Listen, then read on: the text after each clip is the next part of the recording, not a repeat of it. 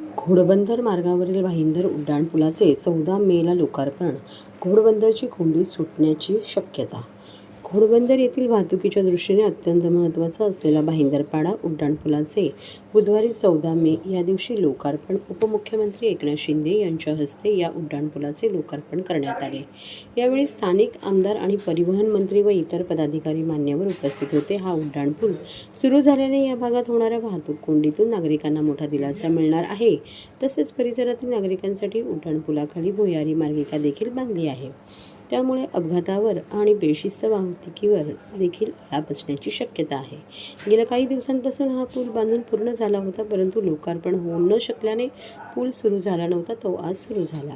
ठाणे, भिवंडी, मुंबई आणि नवी मुंबई या शहरातून बोरिवली, वसई, विरार, गुजरातच्या दिशेने हजारो वाहने वाहतूक करतात. तसेच वसई भागातील नोकरदार देखील घोडबंदर रस्तेमार्गे ठाणे, नवी मुंबईच्या दिशेने येत असतात. गेल्या काही वर्षापासून मुंबई महानगर प्रदेश विकास प्राधिकरणाने घोडबंदर मार्गावर वडाळा, घाटकोपर, काचरवडवली आणि पुढे गायमुख या मेट्रो 4 आणि 4A मार्गिकेच्या निर्माणाचे काम सुरू आहे. त्यामुळे घोडबंदर मार्गावरील सेवा रस्ते, मुख्य रस्त्यालगत आणि दुभाजकांवर ठिकठिकाणी मार्गविरोधक उभारले आहेत. त्याचा परिणाम देखील वाहतूक व्यवस्थेवर होतो. घोडबंदर मार्गावर सध्या चितळसर, मानपाडा, पातलीपाडा आणि वाघबीळ भागात उड्डाणपूल आहेत, परंतु वाहनांचा बहार आणि अरुंद रस्ते यामुळे घोडबंदरवरील वाहतूक नेहमी संथ असते. घोडबंदर मार्गावरील भाईंदरपाडा परिसरातील लोकवस्ती वाढली आहे. तसेच या भागात आणखीन एक उड्डाणपूल निर्माणाचे काम MMRDAने सुरू केले आहे. या उड्डाणपुलाचे काम पूर्ण झाले आहे. हा उड्डाणपूल बुधवारी सुरू होण्याची शक्यता आहे, अशी माहिती सूत्रांनी दिली. उपमुख्यमंत्री एकनाथ शिंदे यांच्या हस्ते या पुलाचे लोकार्पण झाले. इथं उड्डाणपुलाचं आपण उद्घाटन केलेलं आहे आणि आताच मुख्यमंत्री महोदयांच्या उपस्थित आपण तिकडे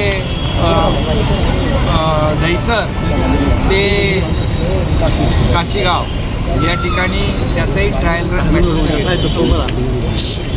MMRDAमध्ये MMR क्षेत्रामध्ये त्या ठिकाणी डबल डेकर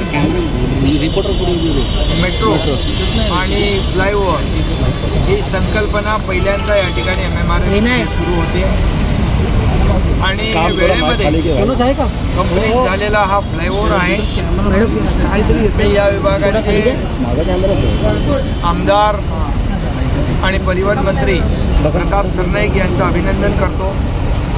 त्यांनी याचा पाठपुरावा करून या ठिकाणी वेळेमध्ये हे काम पूर्ण झालेलं आहे. MMRDAला देखील मनापासून अभिनंदन करतो. त्यांच्या सर्व मुखर्जी आहेत, त्यांची टीम आहे, त्यांचं मनापासून अभिनंदन करतो. चांगलं काम, उत्तम क्वालिटीचं काम या ठिकाणी झालेलं आहे आणि याचा फायदा म्हणजे खालून पण गाड्या जातील, वरून गाड्या जातील, त्याच्यावर मेट्रो जाईल. त्यामुळे तिहेरी फायदा तिथल्या जनतेला होईल आणि त्यामुळे ट्रॅफिक डिकंजेस्ट होईल.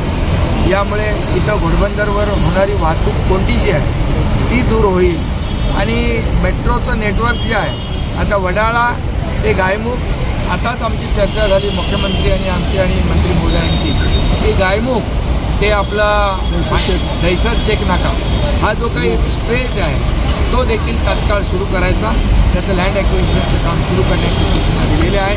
त्यामुळे पूर्णपणे वडाळा, गायमुख ते दहिसर ते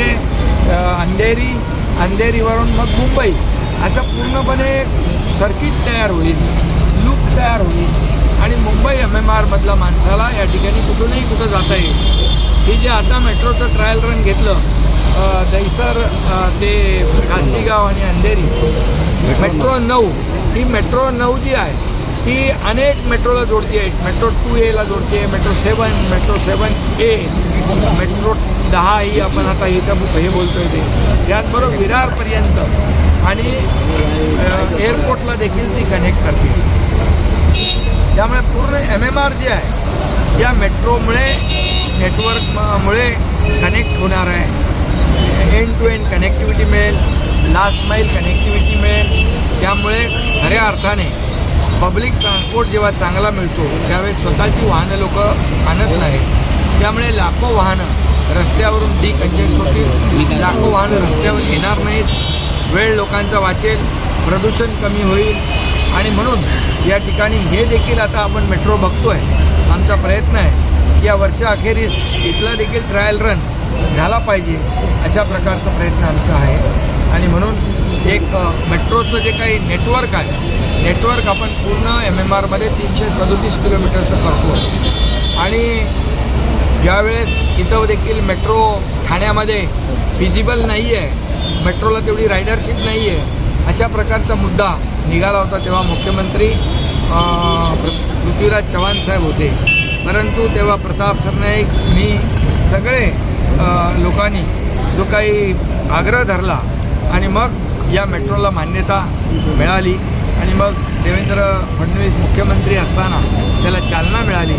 आणि त्यानंतर मी मुख्यमंत्री झालो तर आणखी जोरात चालना मिळाली. आता आमची टीम आहे, त्यामुळे आता देवेंद्रजींच्या नेतृत्वाखाली हे सगळं जे काही मेट्रोचं MMRचं नेटवर्क आहे, अगदी यामध्ये रायगड आपण टच करतो आहे, यामध्ये ठाणे जिल्हा टच करतो आहे, या ठिकाणी पालघर म्हणजे विरारपर्यंत आपण टच करतो आहे. त्यामुळे नवीन होतं, मग ते रस्त्याचं असू द्या, फ्लायओव्हरचं असू द्या, किंबहुना मेट्रोचं असू द्या, जिथं नेटवर्क मजबूत तिथल्या भागाचं पोटेन्शियल वाढतं. तिथल्या या घरांच्या किमती ज्या आहेत, घरांच्या म्हणजे त्याही लोकांमध्ये व्हॅल्यू ॲडिशन होईल ना, व्हॅल्यू ॲडिशन होईल. आणि त्यामुळे इको सिस्टीम जी आहे, एक इकॉनॉमीला बूस्ट मिळेल, अर्थकारणाला बूस्ट मिळेल. त्यामुळे मला वाटतं हा फायद्याचा प्रकल्प.